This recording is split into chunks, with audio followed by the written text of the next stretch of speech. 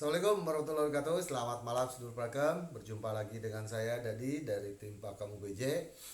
Apa kabar sedulur Pakem malam ini? Semoga semua dalam kondisi baik-baik aja dan semua dalam kondisi sehat-sehat saja, dan semoga Allah SWT selalu memberikan kemudahan, kelancaran dan juga kecukupan untuk sedulur Pakem dimanapun berada. Amin ya robbal alamin. Malam ini saya akan bercerita pengalaman dari Pak Thomas. Tapi sebelumnya jangan lupa seluruh pakem pencet dulu subscribe, jempolnya, dan juga bantu share video kami dan juga lonceng notifikasinya. Oke? Ya. Ini kiriman dari Pak Thomas yang supir jenazah juga. Nah, emang mungkin kalau saudara pakem memperhatikan sudah beberapa video itu ceritanya tentang supir jenazah ataupun supir ambulan. Saya sengaja memilih-milah cerita kiriman dari saudara pakem itu yang masalah supir jenazah dulu. Oke? Kali ini ceritanya sebagai gini. Jadi Mas Thomas ini bekerja sebagai supir jenazah di salah satu perusahaan, ya, perusahaan jasa ambulan. Nah, pada suatu malam, Mas Thomas dapat panggilan untuk pengambil jenazah di rumah sakit, terus dibawa ke rumah duka. Perjalanannya lumayan, sekitar 3 jaman lah, dan memang sudah malam juga. Gitu. Biasa, pasti malam yang banyak-banyak horor ya, jarang-jarang yang siang-siang ada horornya ya sedulur ya. Nah, perjalanan sekitar jam 11 lah, ini malam banget pokoknya.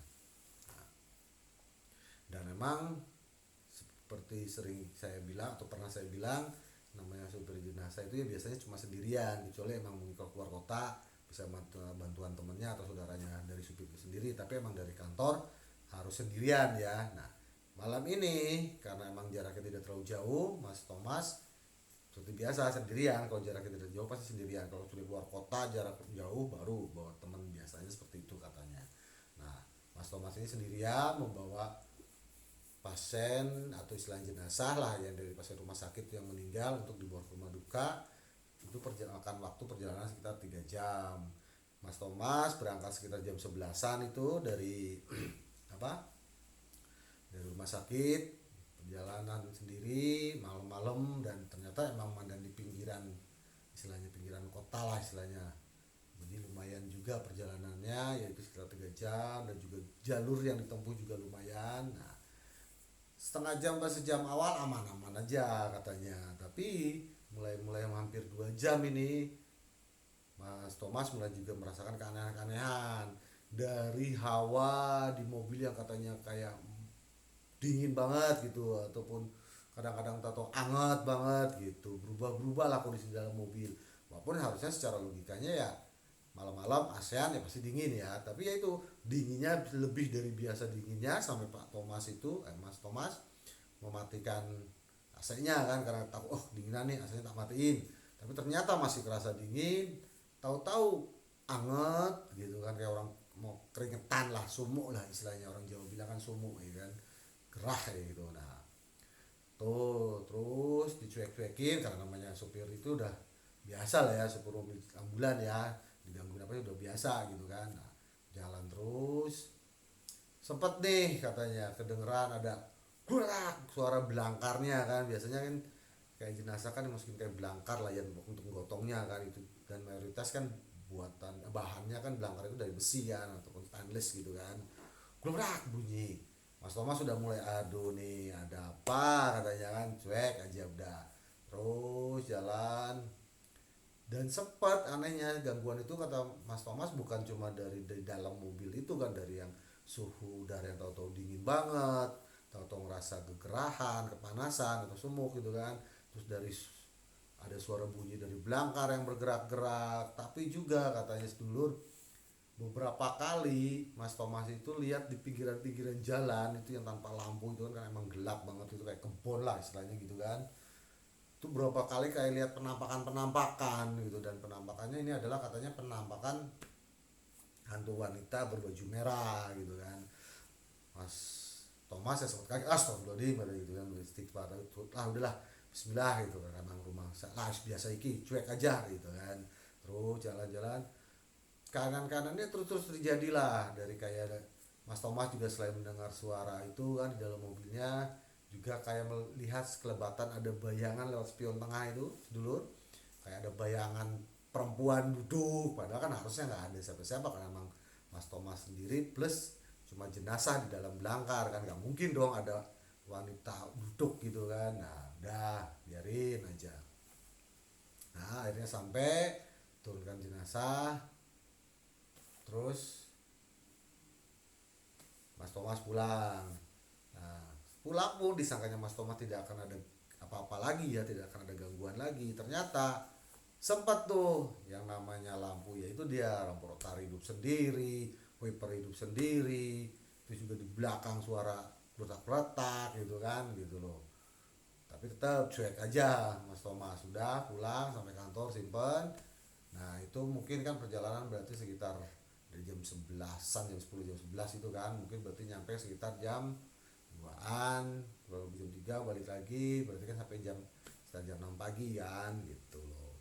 Nah kadang dulu namanya supir-supir ambulan gitu kan kadang dia punya pegangan mobil sendiri, kadang juga emang di rolling gitu ya, pokoknya mana ada yang mobil lagi kosong terus juga supir yang kosong berangkat yang bisa gitu. Karena kadang mungkin misalkan kayak ambulan plat nomor satu pegangnya si A tapi ternyata si A lagi sakit, nah, akhirnya kan mau nggak mau digantiin sama kadang supir-supir lain gitu kan. Nah itu maksudnya cerita seperti itu adalah dengan udah nyampe kantor jam 6 pagian itu masukin bengkel, masukin ke ya ke pool, dan perusahaan itu kan ternyata punya mekanik sendiri kan gitu. Nah Mas Thomas ngomong, ini bang coba dicek lah katanya gitu lah, kenapa emang ya, tahu nih rotari hidup sendiri atau apa kayak ya ada aja gitu kan dia bilang gitu. Nah sambil nungguin itu juga karena emang jam 6 pagi nanggung juga kan absen untuk kerja besok paginya kan gitu loh.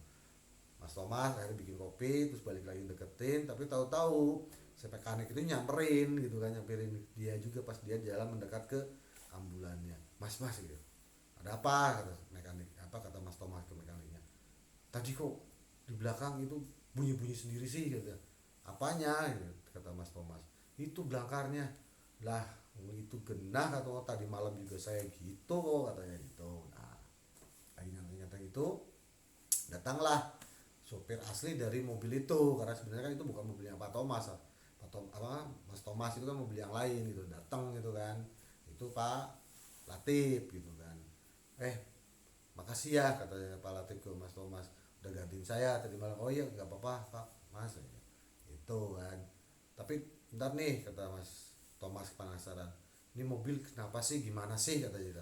Loh emang kenapa kata Pak Latif, saya banyak gangguannya nih tadi malam katanya, sampai barusan tuh mekanik katanya dia lagi ngecek-ngecek lampu rotari apa wiper segala katanya kan, saya suruh ngecek listrikannya karena tadi malam ada trouble gitu kan. Tahu katanya dia dengar apa belangkatnya bunyi sendiri, gerak sendiri gitu kata Pak Thomas. Nah Pak Latif akhirnya nyengir doang gitu, oh itu udah biasa Mas. Loh biasa gimana kata Pak Thomas, gini loh, dulu saya kata Pak Latif pernah ngangkut wanita korban tabrak lari katanya, dan dia itu emang lagi jalan itu ditabrak dari belakang dan yang nabraknya itu kabur, dia meninggal di tempat. Akhirnya dari pihak kepolisian manggil dari ke perusahaan kita, adalah saya yang kebagian tuh suruh ngambil. Emang dia wanita dengan rambut panjang, bajunya emang baju merah kayak baju pesta gitu katanya, tank top panjang gitu selutut kata dia. Dan waktu kondisi saya ambil juga rusak parah lah kondisinya, dan darah kececeran banget lah istilahnya gitu.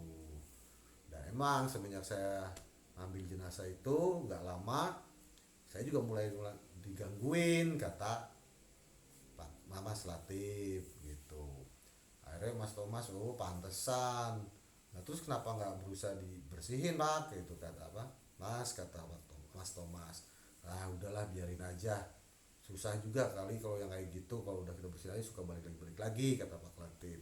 Tapi sih emang dia kadang iseng, tapi mungkin perkenalan sih kalau udah biasa sih enggak, dia nyantai aja kata Pak Latif. Mas Thomas yang nyengir doang, enak banget perkenalan kayak gitu caranya kata Mas Thomas kan gitu loh. Nah itu ternyata gangguan yang didapat oleh Mas Thomas waktu malamnya mengantarkan jenazah itu ternyata dari penunggu di mobil ambulan yang pegangannya Pak Lati. Penunggunya adalah wanita berbaju merah berambut panjang yang merupakan korban tabrak lari. Oke, kurang lebih seperti itu sedulur. Terima kasih. Maaf kalau saya menceritakannya kurang baik, kurang jelas.